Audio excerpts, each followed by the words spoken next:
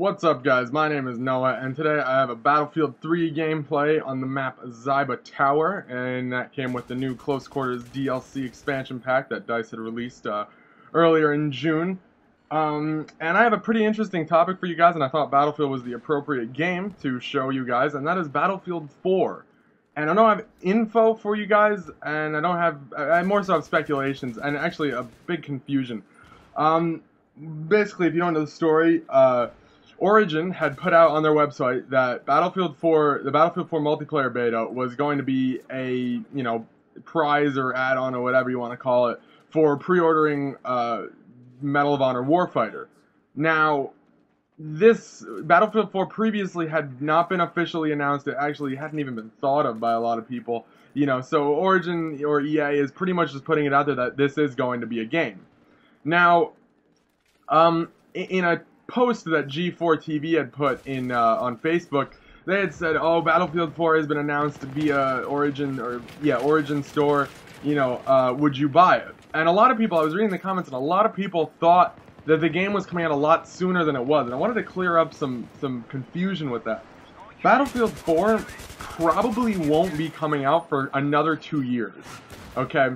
It probably won't be coming out till fall 2013 because they have DLC lined up for Battlefield 3 all the way through to winter. Okay, that's a long time. That's a long time if you think about, it's summer right now to winter. I mean, that's almost a year and a half lifespan of Battlefield 3. And that's not to say after all the DLCs added that you're still not going to play or that you're not going to play. You definitely are. That's a lot of shit being added. So I think the confusion that a lot of people are thinking, a lot of the comments were saying, "Oh, it's way too soon," blah, blah, blah. I'm like, guys, do you not realize that, they don't mean this is coming out next week. There is no gameplay on Battlefield 4, and there probably won't be for another year, or I don't think they're going to even surface anything on Battlefield 4 until after all the DLC for Battlefield 3 has came out. And that's like speculation, that's if, Battlefield 4 should not be expected for a very, very long time. Like I said, 2 years roughly, because it's not practical. They're not going to bring it out that soon. Obviously, they're smarter than we think. They're not idiots when it comes to this stuff. In terms of what I think they're going to put in Battlefield 4, I couldn't tell you. Battlefield 3 was a huge leap forward in terms of the updated engine, updated sound, all that, basically all rounded is the updated engine, Frostbite 2. And with each expansion, there's a little bit more added on to Frostbite 2, it goes from Frostbite 2.0 to 2.1, 2.2, so on and so forth. This expansion, Close Quarters, you had the HD destruction, which is basically minute destructible objects, whether it's walls, desks, stuff like that. As you can see, the walls right there, they're all kind of destroyed and messed up and stuff. And when the map started, obviously those were walls. They were actually there. Destructible, destructible cover, small destructible cover is basically where it's at. And then with Back to Arcane, they had more destructible buildings, I think is what Back to Arcane had, if I remember correctly. It was like more scaled destruction. But it annoys me that a lot of people are like, "Oh, this is too soon," and then kind of downing it to the point where it's like, you guys don't realize that, this is not anytime soon, And I would love to see in the comments what you guys would like to see in Battlefield 4, because there is a lot of stuff that they could put in, updated engine, new maps. I do know that the next expansion after Armored to Kill, which is called no, it's not Aftermath, is it? I think it is Aftermath, if I'm correct. I could be wrong right there, but don't sue me.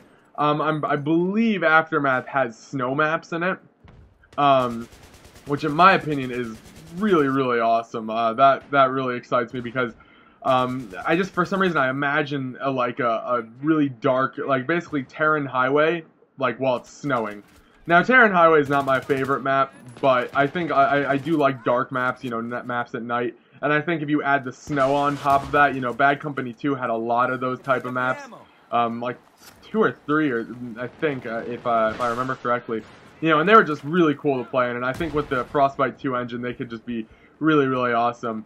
Another thing I noticed is if you look at the cover of Endgame, for those of you who have premium or, you're able to look at the premium menu and the options, is you can look at the last DLC, which is called Endgame. And if you look at the DLC cover, you see a guy on like a motocross bike. And that really sparks my interest, because if they're adding motocross bikes to Battlefield, in the last expansion, that's just, what else are they gonna add? That's really sick to me. I can just picture, one person driving and the other person on the back just like shooting off the back or something like that. I think that's so sweet. One thing I would like to see is, and I think I've said this before, is a search and destroy type game mode. Obviously I played COD a lot, back in the day, not back in the day, like a year or two ago. I was really a COD fanboy. Now I'm not at all. I'm kind of against it more so. But I did like Search and Destroy, and I think Search and Destroy in this game, whether it's 8v8 or, I think 8v8 would be the best, 2 squads, or maybe 4v4, but I think 8v8 would suit the best. A Search and Destroy type game mode, I think this would suit this game really, really cool. I don't know what you would call it. It's really up to the developers what they would call it. But I kind of wish that we saw that instead of Gunmaster in Close Quarters, because I think these maps are really actually perfect for it. That tight, real infantry-based kind of. The maps are already 8v8 as it is.